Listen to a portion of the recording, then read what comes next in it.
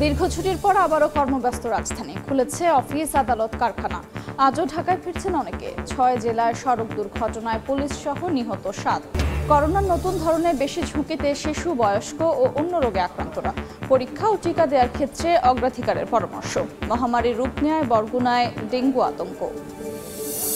মামলা জটিলতায় চট্টগ্রাম বন্দরে আটকা শত শত গাড়ি। নিলামে বিক্রির জন্য অ্যাটর্নি জেনারেলের দ্বারস্থ চট্টগ্রাম কাস্টম হাউস। ১৯৫টি মামলা নিষ্পত্তির আবেদন। এবং বালি দ্বীপের আদলে কক্সবাজারকে সাজানোর পরিকল্পনা। আন্তর্জাতিক মানে উন্নীত হচ্ছে বিমানবন্দর। বিদেশিদের জন্য আলাদা ব্যবস্থাপনা না থাকায় লক্ষ্য পূরণ নিয়ে শঙ্কা।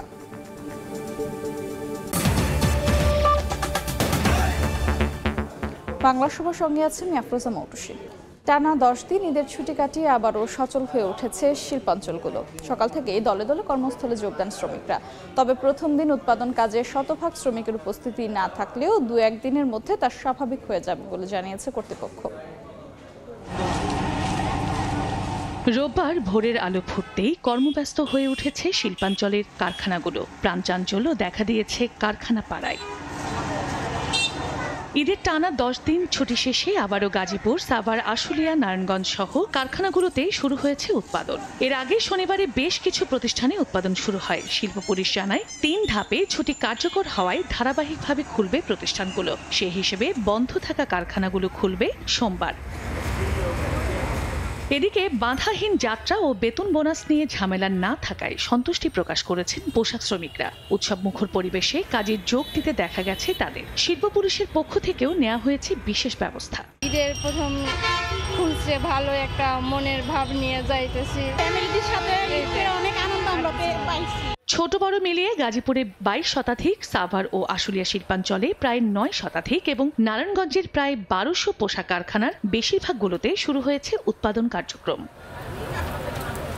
চন্দ্রা বিশ্বাস, ববি, সময় সংবাদ। ঈদের ছুটি কাটিয়ে আজও রাজধানীতে ফিরছে মানুষ। বরিশাল নদীবন্দরে আছেন রিপোর্টার অপূর্ব অপু। সরাসরি যাচ্ছি তার কাছে। ঈদের ছুটি শেষ হয়েছে গতকাল শনিবার। আজকে থেকে সকল কর্মপ্রতিষ্ঠান খুলে গেছে। তবে এখনও অনেক মানুষই যারা গ্রামে এসেছিলেন, তারা যারা কর্মস্থলে যেতে পারেনি, তারা কিন্তু আজকে কর্মের তাগিদে নানানভাবেই রওনা হয়েছেন। আমি আছি এই মুহূর্তে বরিশাল নদীবন্দরে রয়েছি। আজকেও লঞ্চঘাটে দেখছি যে 6টি লঞ্চ ঢাকার উদ্দেশ্যে ছেড়ে যাবে।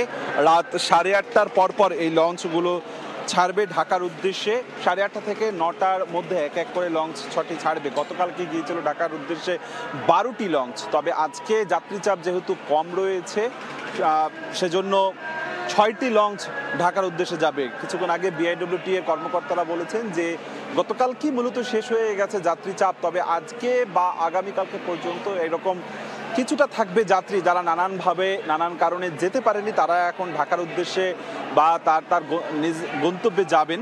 সেই জায়গা থেকে যে লঞ্চগুলো রয়েছে সেই লঞ্চ বাড়তি রাখা হয়েছে। এখানে 6টি লঞ্চের বাইরেও আরও লঞ্চ আছে এখানে। যদি যাত্রীচাপ অতিরিক্ত হয় সেই ক্ষেত্রে সেই লঞ্চগুলো যাবার ঢাকার উদ্দেশ্যে ছেড়ে যাবে। তবে তারা ধারণা করছেন, ব্যবসায়ীরা বলছেন যে আজকে 6টি লঞ্চই যাবে এবং আগামীকালও অবস্থাবুঝে ব্যবস্থা এমন একটি পর্যায়ে রয়েছে। আমরা সকাল থেকে বরিশালের বাস টার্মিনাল এলাকার দিকে খোঁজ রেখেছি, সেখানেও দেখেছি যে গতকালকে যতদূর চাপ ছিল সড়কপথে, আজকে কিন্তু সেই চাপ নেই, মোটামুটি স্বাভাবিক চলে এসেছে।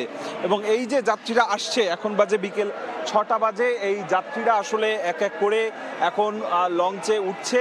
রাত্র 8:30টার পর থেকে লঞ্চগুলো ছাড়া হবে। এগুলো আগামীকাল সকাল 5টা বা 6টার মধ্যে ঢাকার সদরঘাটে গিয়ে পৌঁছাবে। তো মোটামুটি স্বাভাবিকই রয়েছে বরিশাল নদীবন্দর। আমার কাছে সবশেষ এতটুকুই খবর ছিল।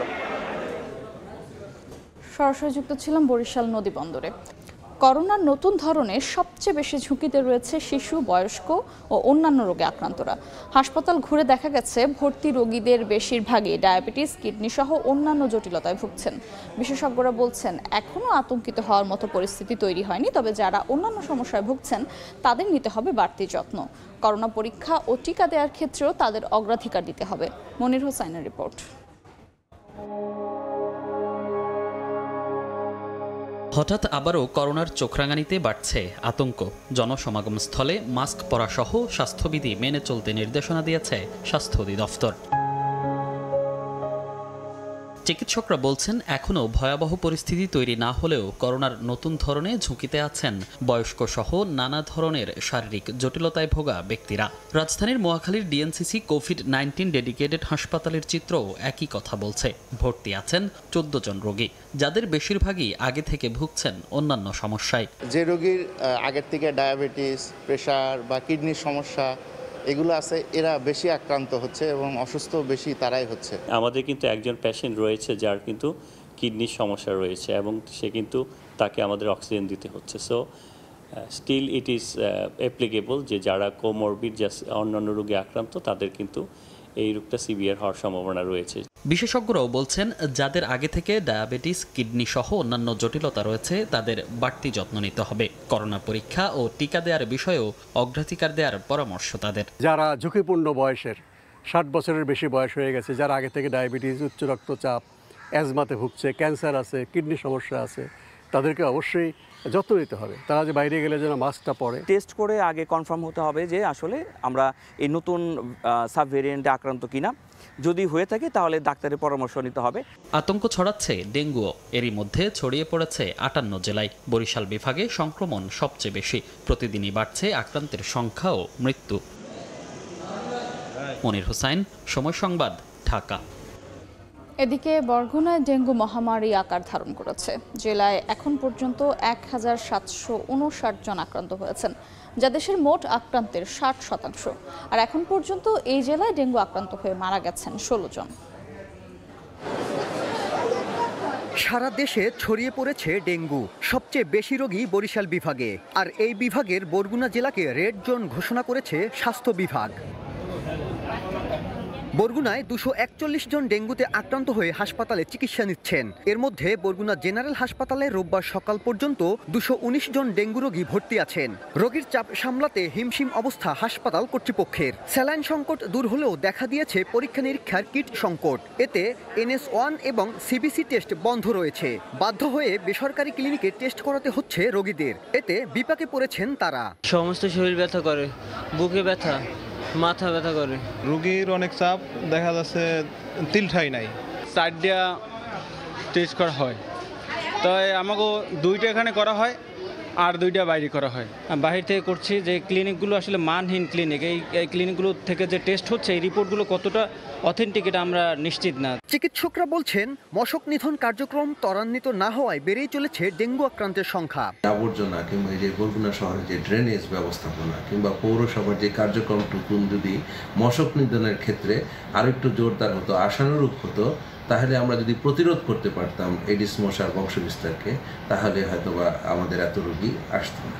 জেলায় এখন পর্যন্ত 1759 জন ডেঙ্গুতে আক্রান্ত হয়েছেন, যা দেশের মোট আক্রান্তের 60%। আর এ জেলায় এখন পর্যন্ত ডেঙ্গু আক্রান্ত হয়ে মারা গেছেন 16 জন। সাইফুল মিরাজ, সময় সংবাদ, বরগুনা। রাজবাড়ীতে যৌতুক দাবিতে গৃহবধূকে শ্বাসরোধে হত্যার অভিযোগ স্বামীর বিরুদ্ধে। অভিযুক্তকে আটক করা হয়েছে। স্বজনরা জানান, গোয়ালন্দা উপজেলার অম্বলপুর গ্রামে বিয়ের পর থেকে যৌতুকের দাবিতে গৃহবধূ রোকসানার সঙ্গে স্বামী আজিমের পারিবারিক কলহ হয়ে আসছে। কয়েকদিন ধরে ইজি বাইক কেনার জন্য টাকার দাবিতে স্ত্রীকে নির্যাতন করে আসছিলেন আজিম। এরই জেরে গতরাতে শ্বাসরোধ করে হত্যার পর রোকসানার লাশ হাসপাতালে ফেলে রেখে পালিয়ে যায় আজিম। এ ঘটনায় অভিযুক্ত স্বামীকে আটক করা হয়েছে। বাংলার সময় আরও থাকছে। চামড়ার বাজারে হাহাকার। সরকার নির্ধারিত দামের ধারে কাছেও হচ্ছে না বিক্রি। চরম অসন্তোষ ব্যবসায়ীদের। ট্যানারি মালিকদের বিরুদ্ধে কারসাজির অভিযোগ। মামলা জটিলতা। চট্টগ্রাম বন্দরে আটকা পড়া শত শত গাড়ি নিলামে বিক্রির জন্য অবশেষে অ্যাটর্নি জেনারেলের দ্বারস্থ হয়েছে চট্টগ্রাম কাস্টম হাউস। প্রথম পর্যায়ে উচ্চ আদালতে বিচারাধীন 195টি রিট মামলা দ্রুত নিষ্পত্তির ব্যবস্থা নিতে অনুরোধ জানিয়ে চিঠি দেওয়া হয়েছে। মামলা নিষ্পত্তি হলেই নিলামে উঠবে শত কোটি টাকা মূল্যের এসব গাড়ি।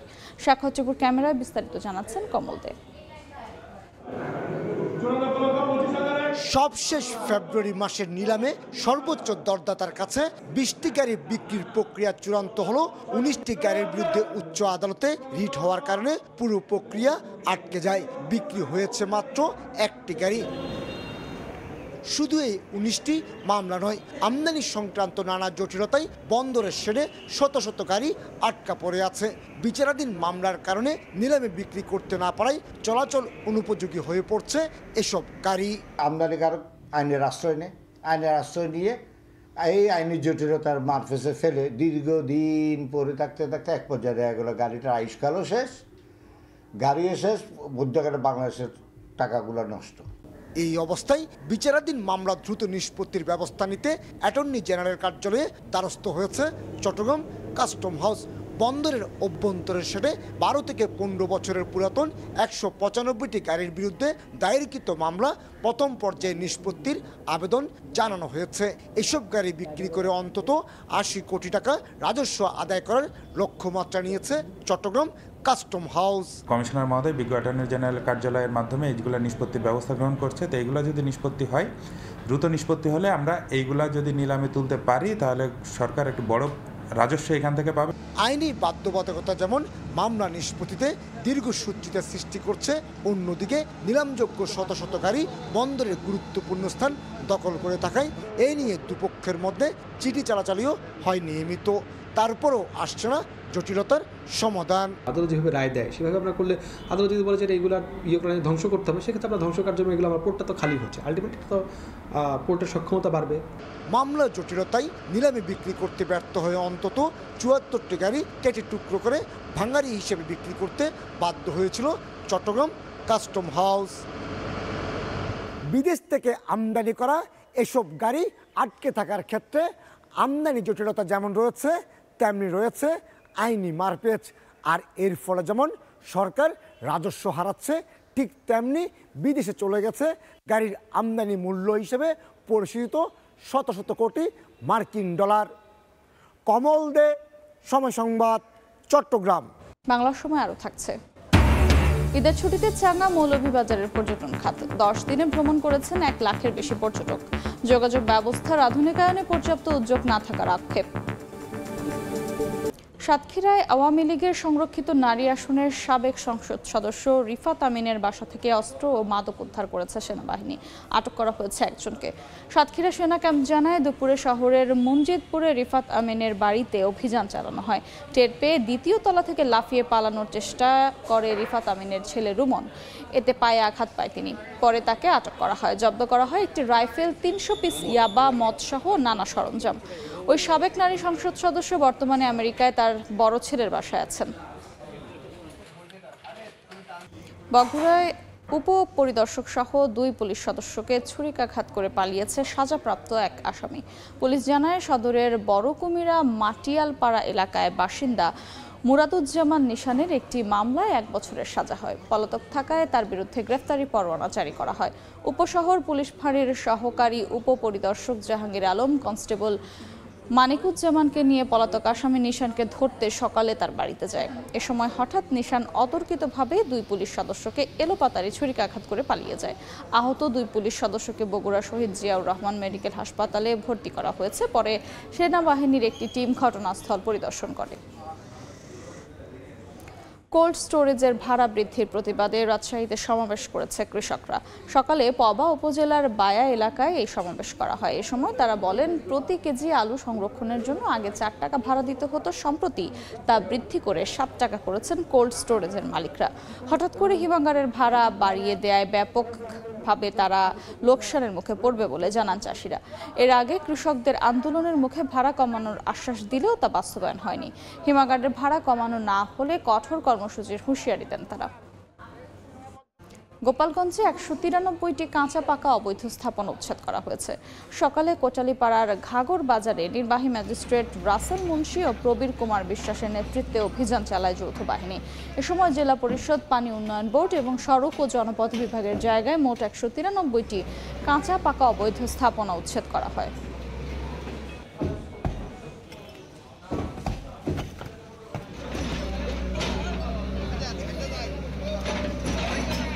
তীব্র গরমে জামালপুরে বেড়েছে জ্বর, সর্দি, কাশি, ডায়রিয়া ও নিউমোনিয়া সহ নানা রোগে আক্রান্তের সংখ্যা।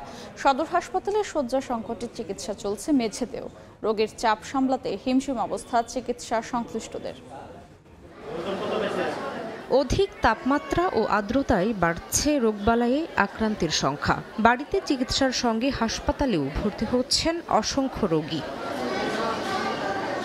জ্বর, সর্দি কাশি, ডায়রিয়া ও নিউমোনিয়া সহ নানা রোগে আক্রান্ত হয়ে জামালপুরের 250 শয্যা বিশিষ্ট হাসপাতালে রোগী ভর্তির সংখ্যা কয়েক গুণ বেড়েছে। আক্রান্তদের বেশিরভাগ শিশু।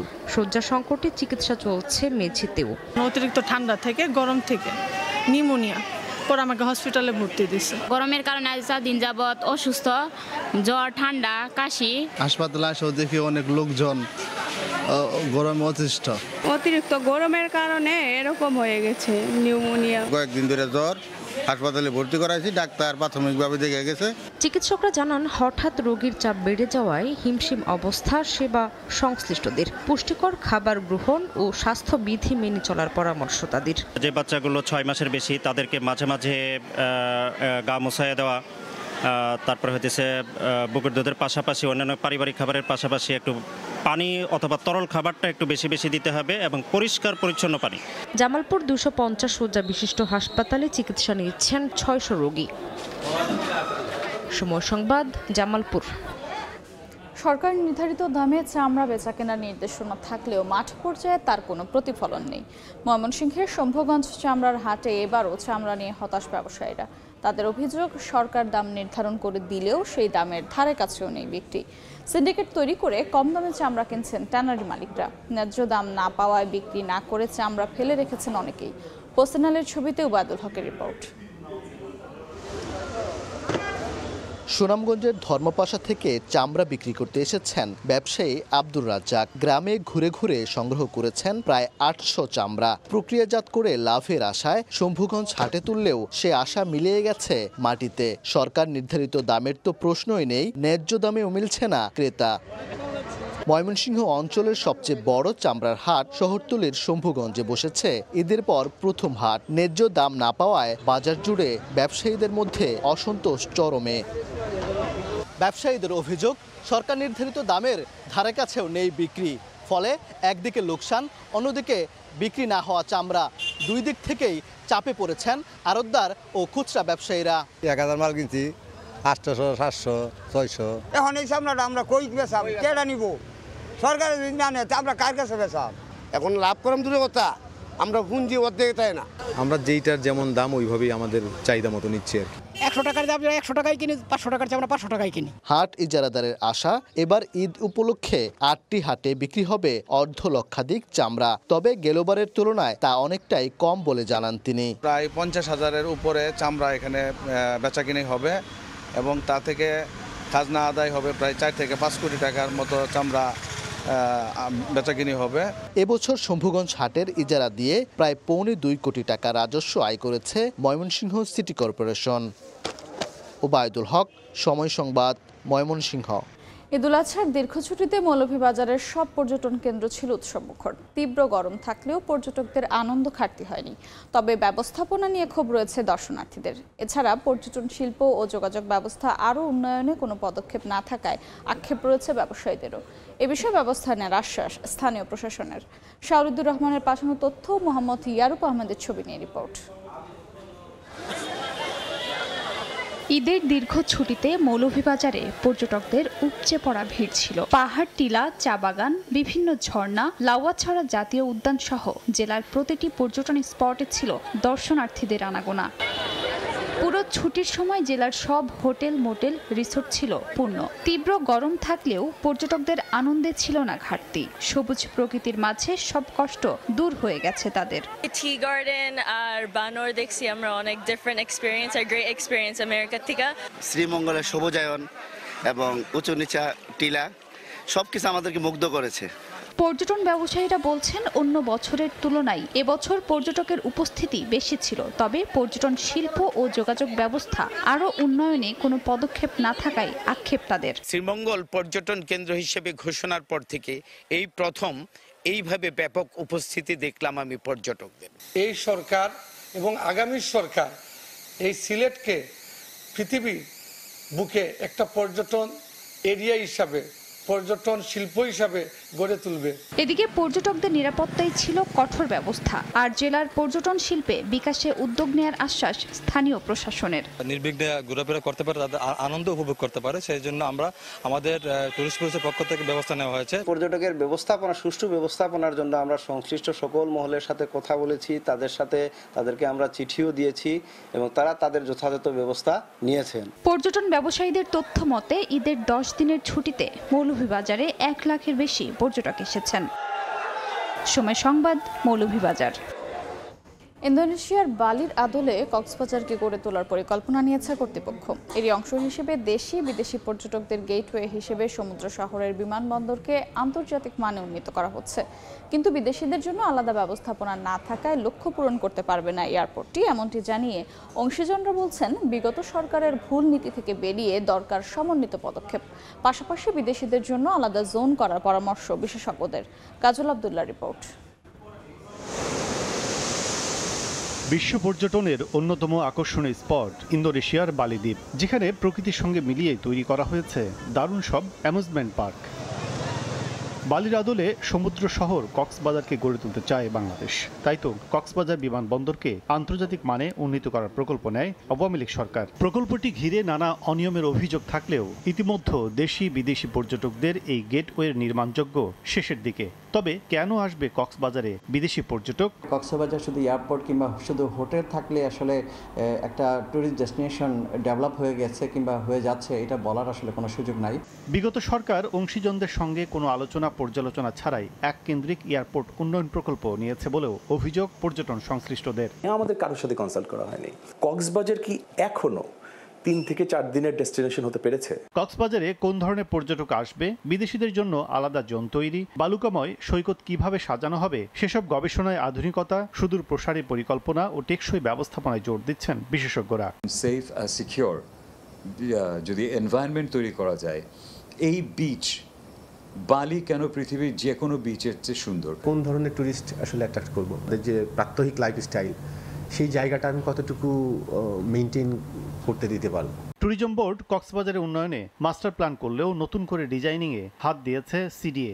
পুরো এলাকাটাকে যাতে পর্যটকদের যাতায়াতের জন্য সুন্দরভাবে তৈরি করা যায়, এরকম একটা বিষয় আমরা মাস্টার প্ল্যানে রেখেছি। সংশ্লিষ্টরা মনে করেন কক্সবাজারকে যতটা বহুমুখী অর্থনৈতিক কারবারে সংযোগ করা যাবে, ততই দেশের অর্থনীতিতে যোগ হবে বিদেশি মুদ্রা, পরিবর্তন আসবে আর্থসামাজিক উন্নয়নে। কাজল আব্দুল্লাহ, সময় সংবাদ, ঢাকা। বাংলা সময় শীর্ষ সংবাদগুলো জানিয়ে দিচ্ছে আরেকবার। দীর্ঘ ছুটির পর আবারও কর্মব্যস্ত রাজধানী, খুলেছে অফিস, আদালত, কারখানা। আজও ঢাকায় ফিরছেন অনেকেই। 6 জেলায় সড়ক দুর্ঘটনায় পুলিশ সহ নিহত 7। করোনার নতুন ধরনের বেশি ঝুঁকিতে শিশু, বয়স্ক ও অন্য রোগে আক্রান্তরা। পরীক্ষা ও টিকা দেওয়ার ক্ষেত্রে অগ্রাধিকারের পরামর্শ। মহামারীতে রূপ নেয় বরগুনার ডেঙ্গু আতঙ্ক। এই ছিল বাংলার সময়, সঙ্গেই থাকুন সময়ের।